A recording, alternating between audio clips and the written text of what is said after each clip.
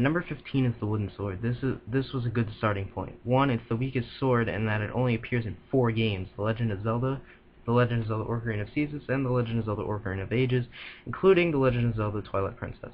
Though you never keep the sword for very long. Funny fact about the wooden sword is that no matter what you hit it off, it never breaks, in any series. But yet, the giant knife in Ocarina of Time broke after a number of hits, along with a razor sword in Majora's Mask. They are made with steel, and they still end up breaking. But the wooden sword is invincible. How funny is that? The Ordon sword for Twilight Princess. This sword is really good considering that you have it for most of the game. You kill 3 bosses with it, but you do that in every Zelda game anyway. But what made this different was the fact that it was a longer blade and not a smaller blade. This sword definitely had some power to it. The Kokiri sword was the first sword for Ocarina of Time and Majora's Mask. It was the smallest sword but packed a ton of power. This was the first sword to get in Ocarina of Time, and you started with it in Majora's Mask. Through each game, the sword changes style and appearance, but you can't go wrong. This sword was the best out of all the swords.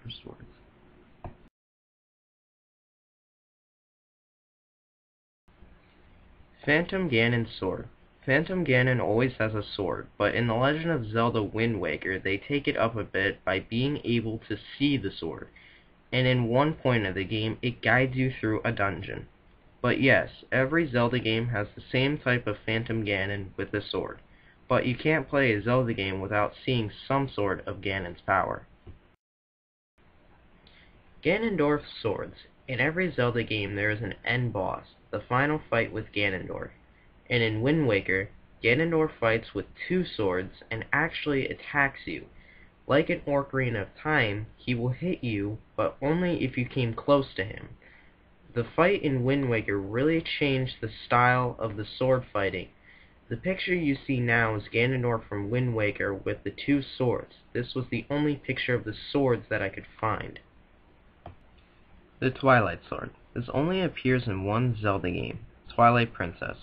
First appears in the battle against Twilight Fossil Stalloid. This sword might be hard to see in the picture, but it's in its head. Zamp brings Stalloid back to life with this sword, and it's my second favorite boss of all time. This fight really shows what power brings in a blade.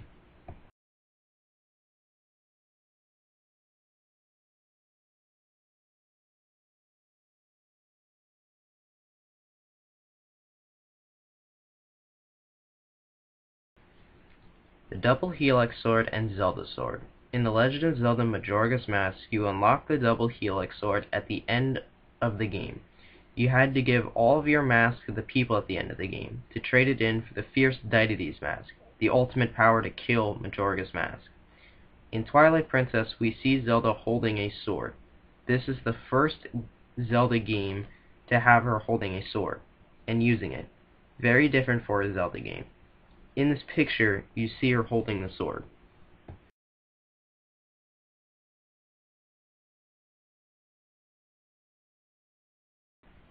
The Big Goron Sword. The Big Goron Sword was only in Ocarina of Time, and you had to get it by going through many trade quests.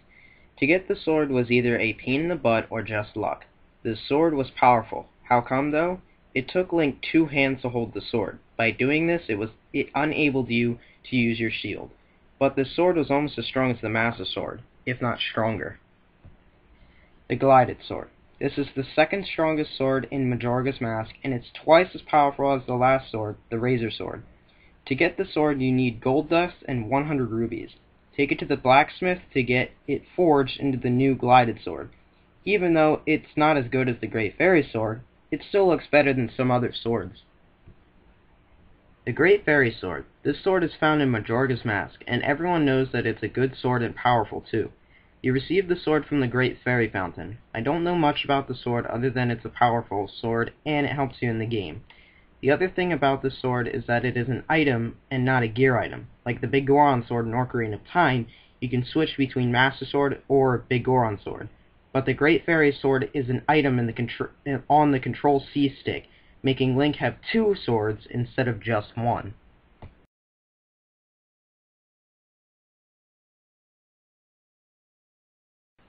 The Lokomo Sword. This sword is in Spirit Tracks. You receive the sword from Anjean inside the Sand Temple. Link needs this blade to defeat the Demon King. I don't know a whole lot about this sword because I've never played the game, but I do have to say this. The sword definitely looks cool in design. Phantom Sword. This sword is found in Phantom Hourglass. To get this sword, you must take the sword to Asha's, and he will use the sand from the hourglass to turn your sword into the Phantom Sword. And this sword is cool. It controls time, almost like what the Master Sword does, but differently. This is the only sword that is able to kill phantoms and evil Bellums. I have to admit, this sword does look a lot like the Master Sword. Wonder if it's a Master Sword cloned relic. The Four Swords. The Four Swords is by far my almost best and favorite sword in the Zelda series. First appeared in the Legend of Zelda Minish Cap. This was the final sword to get in Minish Cap, but it was drawn forth again in the Legend of Zelda Four Swords released in 2002. The sword split you into four links, one with each element from the Four Swords. That's why it's called the Four Swords, because it has 4 elements in it. Its last appearance was in The Legend of Zelda Four Swords Adventures, released for GameCube in 2004/2005. Same principles, but different setup. The Four Swords was like a Master Sword, but didn't control time or banish evil. The Four Swords cured people who were turned to stone. You can't go wrong, though. It was a strong sword, and 4 swords was always better than 1.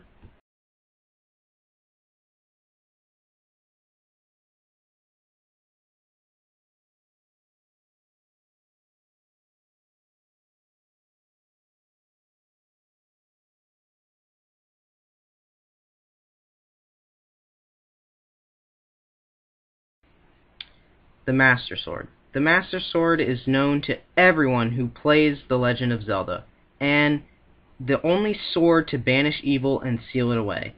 The Master Sword made its first appearance in The Legend of Zelda: A Link to the Past. After receiving 3 pendants, you were able to go into the forest to find the blade. The next Zelda game it appeared in was The Legend of Zelda: Ocarina of Time. Again, like A Link to the Past, you had to find 3 pendants, but in this game, they weren't pendants. They were the Deca Tree Emerald, the Goron's Ruby, and the Zorgon's Sapphire. You needed these to get into the Door of Time, which had the Master Sword in it. But not only did it banish evil, but sent you 7 years forward in time. Pretty amazing.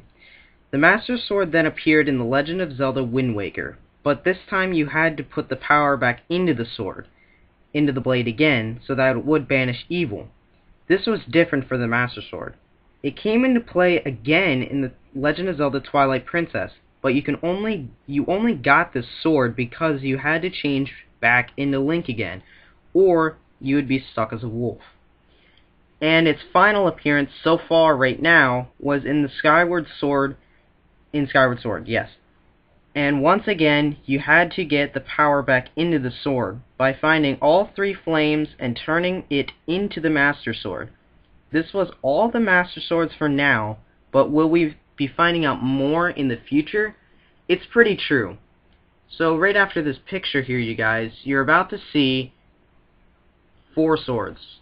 And A Link to the Past, Ocarina of Time, Twilight Princess, Wind Waker, and Skyward Sword. So, yep, that's pretty much all of it so far.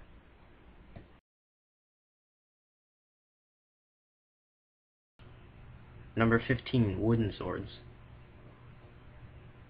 Number 14, Ordon Sword. Number 13, Kariki Sword. Number 12, Phantom Ganon Sword. Number 11, Ganondorf Swords. Number 10, Twilight Sword. Number 9, Double Helix Sword and Zelda Sword.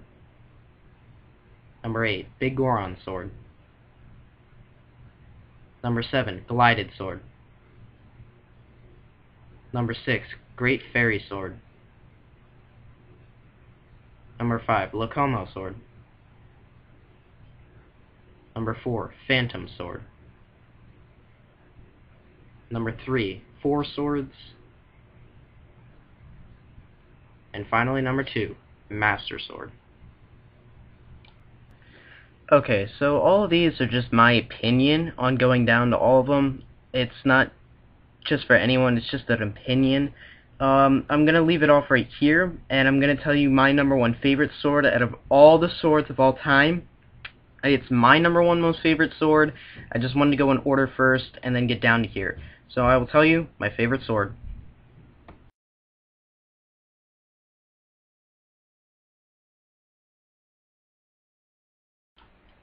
The Golden Sword. The Golden Sword is my most favorite sword in the Legend of Zelda history.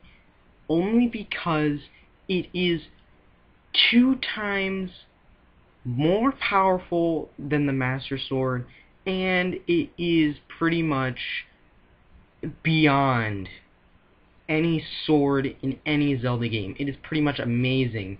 You can pretty much kill anything with one hit with it. It's just so powerful.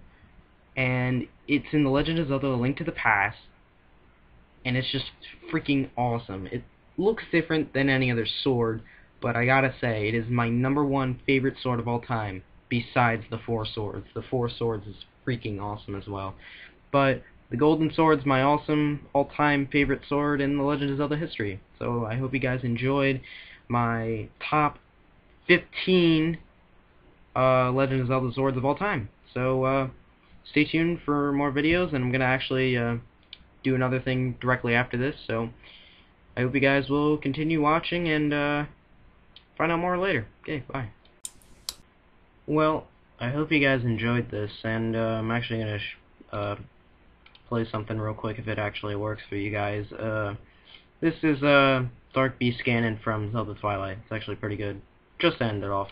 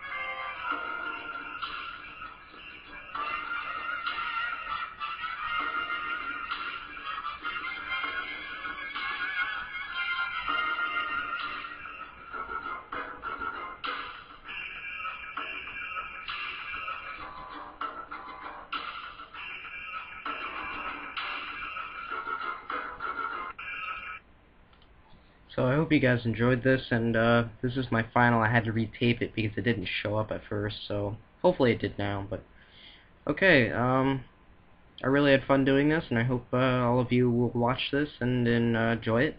I spent all day working on it, so alright, thank you all for watching, and I hope you guys stay tuned for the next episode. Alright, okay, thank you all for watching, and goodbye.